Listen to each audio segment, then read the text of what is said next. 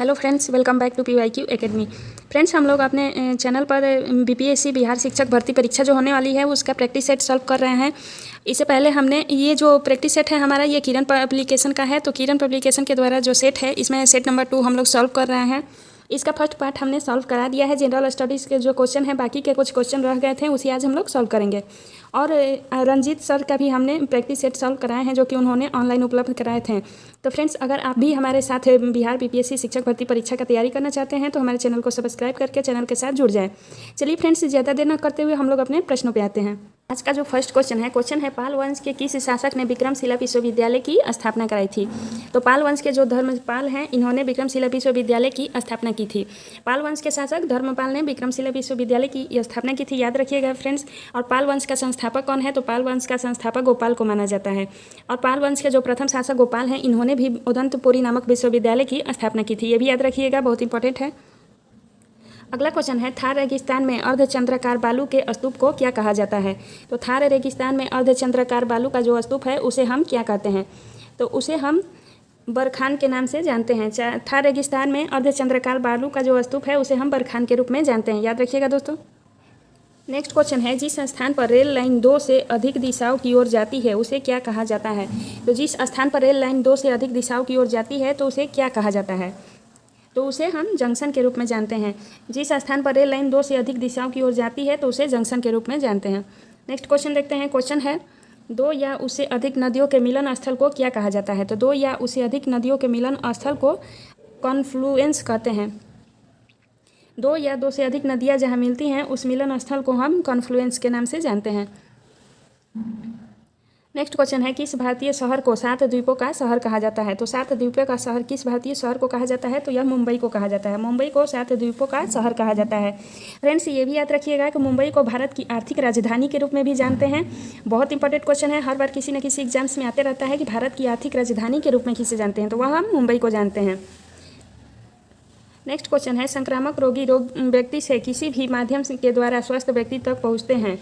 तो यह कह रहा है कि संक्रामक रोग जो होते हैं रोगी व्यक्ति से किसी भी माध्यम के द्वारा स्वस्थ व्यक्ति तक पहुंचते हैं। तो क्या यह कथन सही है, गलत है, कह नहीं सकते, या फिर इनमें से कोई नहीं होगा। तो यह जो कथन है यह बिल्कुल सही है। संक्रामक रोग जो होते हैं वह रोगी व्यक्ति से किसी स्वस्थ व्यक्ति में पहुँचते हैं, तो उसे ही हम संक्रामक रोग भी कहते हैं। तो यह बिल्कुल सही कथन दिया है। नेक्स्ट क्वेश्चन है निम्नलिखित में से कौन सा जानवर 14 से 15 साल की आयु के बाद अपने झुंड को छोड़कर अकेले रहने लगता है। तो वह कौन सा जानवर है जो 14-15 साल की आयु के बाद अपने झुंड को छोड़कर अकेले रहता है, तो वह हाथी है। हाथी का बच्चा जब 14-15 साल का हो जाता है तो वह अपने झुंड को छोड़ देता है। नेक्स्ट क्वेश्चन देखते हैं। क्वेश्चन है चंपारण सत्याग्रह का नेतृत्व किया था। तो चंपारण सत्याग्रह का नेतृत्व किसने किया था। तो चंपारण सत्याग्रह का नेतृत्व जो है यह महात्मा गांधी ने किया था। चंपारण सत्याग्रह में महात्मा गांधी ने अपना प्रथम सविनय अवज्ञा आंदोलन भी आरंभ किया था। फ्रेंड्स, ये भी याद रखिएगा, बहुत इंपॉर्टेंट है कि क्वेश्चन पूछता है कि महात्मा गांधी ने अपना प्रथम बार सविनय अवज्ञा आंदोलन का प्रयोग किस सत्याग्रह में स्टार्ट किया था, तो वह चंपारण सत्याग्रह ही हुआ। और चंपारण सत्याग्रह कब हुआ था ये भी याद रखिए। तो चंपारण सत्याग्रह 1917 में हुआ था। अगला क्वेश्चन है ऊंचाई के साथ डैश की भाग कम होती जाती है। तो ऊंचाई के साथ किसकी मात्रा कम होती जाती है। ऑप्शन है ऑक्सीजन, नाइट्रोजन, कार्बन डाइऑक्साइड या फिर हाइड्रोजन। तो ऊंचाई के साथ जो ऑक्सीजन है इसकी मात्रा कम होती जाती है। जैसे जैसे ऊंचाई बढ़ती है ऑक्सीजन की मात्रा कम होती जाती है। फ्रेंड्स, वायुमंडल में ऑक्सीजन की मात्रा कितने प्रतिशत होती है, तो यह 21% होती है। ये भी याद रखिएगा, वायुमंडल में ऑक्सीजन की मात्रा 21% होती है। सबसे ज़्यादा जो वायुमंडल में मात्रा होती है वह नाइट्रोजन की होती है। नाइट्रोजन की मात्रा 78% होती है। फ्रेंड्स, कमेंट सेक्शन में ज़रूर बताइएगा हमारा ये सेशन कैसा लग रहा है आप सभी को। अगला क्वेश्चन देखते हैं जाड़े में उगाई जाने वाली फसल को क्या कहा जाता है। तो जाड़े में उगाई जाने वाली फसल को हम किस नाम से जानते हैं, तो उसे रबी फसल कहते हैं। रबी फसल कौन कौन सी होती है, तो इसके अंतर्गत गेहूँ आ जाता है, चना आ जाता है, सभी दलहनी पौधे आ जाते हैं। गेहूँ, चना, सरसों इत्यादि की खेती रबी फसल के रूप में की जाती है। और खरीफ फसल कौन होती है, तो खरीफ फसल धान, मक्का इत्यादि को खरीफ फसल के रूप में कहा जाता है। जायद फसल जो है यह व्यापारिक फसल के नाम से भी जाना जाता है। तरबूज, खीरा, ककड़ी इत्यादि को जायद फसल के रूप में जानते हैं। फ्रेंड्स, क्वेश्चन के साथ साथ तो एडिशनल जानकारी भी जरूरी रखनी इंपॉर्टेंट हो जाती है, इसलिए हम भी साथ साथ ये भी बताते चल रहे हैं आप सभी को। अगला क्वेश्चन देखते हैं निम्नलिखित में से कौन सा भारत की मुख्य भूमि को रामेश्वरम द्वीप से अलग करता है। तो भारत की मुख्य भूमि को रामेश्वरम द्वीप से कौन अलग करता है, तो वह पंबन चैनल है। पंबन चैनल जो है यह भारत की मुख्य भूमि को रामेश्वरम द्वीप से अलग करता है। नेक्स्ट क्वेश्चन देखते हैं। क्वेश्चन है, एक चक्रवात को दुनिया के विभिन्न हिस्सों में अलग अलग नामों से जाना जाता है, तो जापान में इसे क्या कहा जाता है? तो जापान में चक्रवात जो होता है उसे दुनिया के विभिन्न हिस्सों में अलग अलग नामों से जाना जाता है। तो चक्रवात को जापान में किस नाम से जानते हैं? तो जापान में जो चक्रवात होता है उसे हम टाइफून के नाम से जानते हैं। जापान में चक्रवात को टाइफून के नाम से जाना जाता है। नेक्स्ट क्वेश्चन है, बिजली की क्षमता वाली लोहे की छड़ पर इनमें से किसका लेप किया जाता है? तो बिजली की क्षमता वाली लोहे की छड़ पर किसका लेप किया जाता है? तो इसमें जो राइट ऑप्शन है यह है ऑप्शन, यानी कि बिजली की क्षमता वाली लोहे की छड़ पर जस्ता का लेपन किया जाता है। फ्रेंड्स, ये भी याद रखिएगा कि लोहे को जंग लगने से बचाने के लिए भी उस पर जस्ता का जस्तीकृत किया जाता है, यानी कि उसे गैल्वेनीकरण भी कहा जाता है। जस्ते का लेप चढ़ाया जाता है लोहे पर, जिससे उसमें जंग न लगे। अगला क्वेश्चन देखते हैं। क्वेश्चन है, भारत के किस राज्य में ग्रामीण ओलंपिक्स का आयोजन प्रत्येक वर्ष होता है? तो भारत के कौन सा राज्य है जहां पर ग्रामीण ओलंपिक्स का आयोजन प्रत्येक वर्ष किया जाता है? तो वह राज्य जो है यह है ऑप्शन नंबर 2, पंजाब। पंजाब राज्य में ग्रामीण ओलंपिक्स का आयोजन प्रत्येक वर्ष किया जाता है। फ्रेंड्स, कमेंट सेक्शन में ज़रूर बताइएगा कि पंजाब की राजधानी क्या है और यहाँ के सीएम का क्या नाम है। अगला क्वेश्चन है, बैरोमीटर डैश मापता है। तो बैरोमीटर क्या मापता है? तो यह वायुमंडलीय दबाव को मापता है। बैरोमीटर जो है यह वायुमंडलीय दबाव को मापता है। नेक्स्ट क्वेश्चन देखते हैं। क्वेश्चन है, भारत में शिक्षक दिवस डैश तारीख को मनाया जाता है। तो भारत में शिक्षक दिवस कब मनाया जाता है? तो यह 5 सितंबर को मनाया जाता है। और भारत में शिक्षक दिवस जो मनाया जाता है यह किसकी जयंती के रूप में मनाया जाता है? ये कमेंट सेक्शन में आप सभी जरूर बताएंगे, क्योंकि बहुत इंपॉर्टेंट और इजी क्वेश्चन है। फ्रेंड्स, आप सभी को ये तो पता होना ही चाहिए कि शिक्षक दिवस हम किस रूप में मनाते हैं या फिर किसकी जयंती के रूप में मनाते हैं। अगला क्वेश्चन है, बिहार में कितने जिले हैं? तो बिहार में कुल 38 जिले हैं। याद रखिएगा, बिहार में 38 जिले हैं। नेक्स्ट क्वेश्चन है, एक या एक से अधिक पोषक तत्वों की कमी के कारण होने वाले रोग को क्या कहते हैं? तो एक या एक से अधिक पोषक तत्वों की कमी के कारण होने वाले रोग को हम अभावजन्य रोग कहते हैं। अभावजन्य रोग किसे कहते हैं? तो वह रोग जिसमें एक या एक से अधिक पोषक तत्वों की कमी के कारण जो रोग उत्पन्न होता है उसे अभावजन्य रोग कहते हैं। नेक्स्ट क्वेश्चन है, गर्म करने पर ठोस के द्रव में बदलने की क्रिया कहलाती है। तो गर्म करने पर ठोस से द्रव में जो बदलती है तो उस प्रक्रिया को हम क्या कहते हैं? तो वह प्रक्रिया कहलाती है गलना। गर्म करने पर ठोस द्रव में जो बदलती है तो उस प्रक्रिया को गलना कहते हैं। नेक्स्ट क्वेश्चन है, इनमें से कौन सा एक पानी का गुण नहीं है? तो पानी का गुण कौन सा नहीं है पूछ रहा है। ऑप्शन दे रखे हैं, पानी रंगहीन होता है, या गंधहीन होता है, या स्वादहीन होता है, या फिर ऑप्शन है कि इनमें से कोई भी चीज़ घुल नहीं सकती है। तो पानी का कौन सा गुण नहीं है यहाँ पूछ रहा है। तो ये जो ऑप्शन नंबर 4 है यही पानी का गुण नहीं है दे रखा है, क्योंकि इसमें कहा जा रहा है कि इसमें कोई भी चीज़ घुल नहीं सकती। यह बिल्कुल गलत कथन है। पानी में ही सारी चीज़ें घुलती है, जैसे कि चीनी, नमक इत्यादि का घोल हम पानी में घोल के बनाते हैं। इसलिए ये गलत कथन है कि कोई भी चीज़ नहीं घुल सकती, बल्कि पानी रंगहीन होता है, पानी गंधहीन होता है और पानी स्वादहीन होता है। ये तीनों कथन सही दिए हैं। अगला क्वेश्चन है, कोल्हुआ बिहार की प्रसिद्ध ऐतिहासिक स्मारक है। तो कोल्हुआ बिहार की प्रसिद्ध ऐतिहासिक स्मारक है, वह किस नाम से जाना जाता है? तो उसे हम अशोक स्तंभ के रूप में जानते हैं। अशोक स्तंभ जो है यह कोल्हुआ बिहार में प्रसिद्ध ऐतिहासिक स्मारक है। फ्रेंड्स, अगला क्वेश्चन जो दिया है यह अभिकथन ए और कारण आर के रूप में दिया गया। अभिकथन ए कहता है कि पेड़ पौधे को ज़्यादातर पानी बारिश से मिलता है, और कारण आर कहता है कि बारिश आते ही पेड़ पौधे खिल उठते हैं। तो क्या ये दोनों कथन सही है या कोई एक कथन सही है? देखते हैं ऑप्शंस। तो ऑप्शंस में क्या दे रखा है? ऑप्शंस में जो राइट ऑप्शन होगा ऑप्शन नंबर 2 होगा। ये और आर दोनों सही है, परंतु आर एक ही सही व्याख्या नहीं करता है। तो यहाँ देख लेते हैं कथन क्या दे रखा है। कथन है कि पेड़ पौधे को ज़्यादातर पानी बारिश से मिलता है, यह बिल्कुल सही कथन। और कारण आर जो दे रखा है कि बारिश आते ही पेड़ पौधे खिल जाते हैं, ये भी कथन सही है। कथन दोनों सही है, परंतु जो व्याख्या आर कर रहा है यह सही नहीं कर रहा है, इसलिए ऑप्शन नंबर 2 राइट होगा। ये और आर दोनों सही है, परंतु आर एक ही सही व्याख्या नहीं करता है। अगला क्वेश्चन देखते हैं। क्वेश्चन है, बीजों के अंकुरन के लिए इनमें से किसकी ज़रूरत नहीं होती है? तो बीजों के अंकुरन के लिए किसकी ज़रूरत नहीं होती है? पानी की, हवा का, प्रकाश का, या फिर अंधेरा का? तो बीजों का अंकुरन होता है उसके लिए किसकी आवश्यकता नहीं होगी? तो उसके लिए अंधेरा की आवश्यकता नहीं होगी। बीजों के अंकुरन के लिए अंधेरा की आवश्यकता नहीं होती है, जबकि पानी, हवा और प्रकाश की आवश्यकता बीजों के अंकुरन के लिए होती है।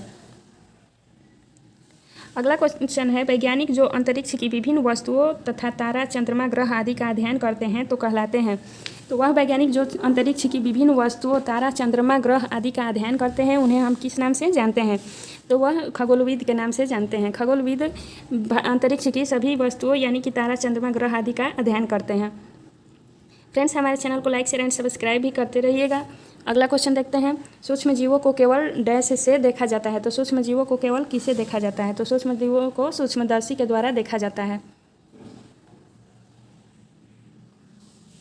अगला क्वेश्चन है, जंतु जिसके शरीर पर कठोर कवच होता है तथा अधिकांशतः पानी में रहता है। तो वह कौन सा जंतु यानी कि जानवर है जिसका शरीर कठोर कवच होता है और अधिकांशतः वह पानी में रहता है? तो वह कछुआ है। कछुआ का जो शरीर होता है वह कठोर होता है, वो कवच के रूप में, और अधिकांशतः कछुआ पानी में रहता है। याद रखिएगा दोस्तों, बहुत इंपॉर्टेंट क्वेश्चन है। नेक्स्ट क्वेश्चन है, दूरी को मापने की इकाई कहलाती है। तो दूरी को मापने की इकाई को हम क्या कहते हैं? तो दूरी को मापने की जो इकाई है यह किलोमीटर के रूप में व्यक्त की जाती है। अगला क्वेश्चन है, डायरिया का प्राथमिक उपचार है। तो डायरिया का प्राथमिक उपचार क्या है? ORS का घोल, नींबू पानी, जल या फिर दूध?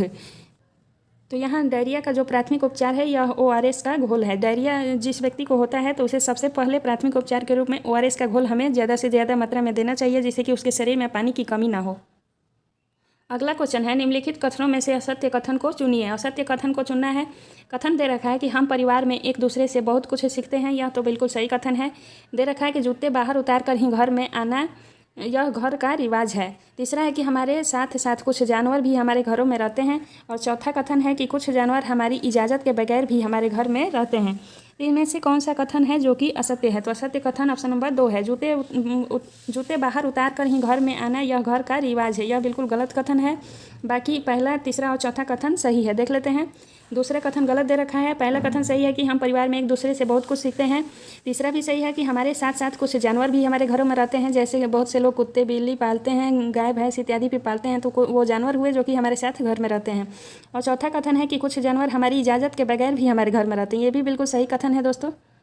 अगला क्वेश्चन है, बिहार का राजकीय पक्षी है। तो बिहार का राजकीय पक्षी कौन सा है? तो बिहार का जो राजकीय पक्षी है यह गौरैया है।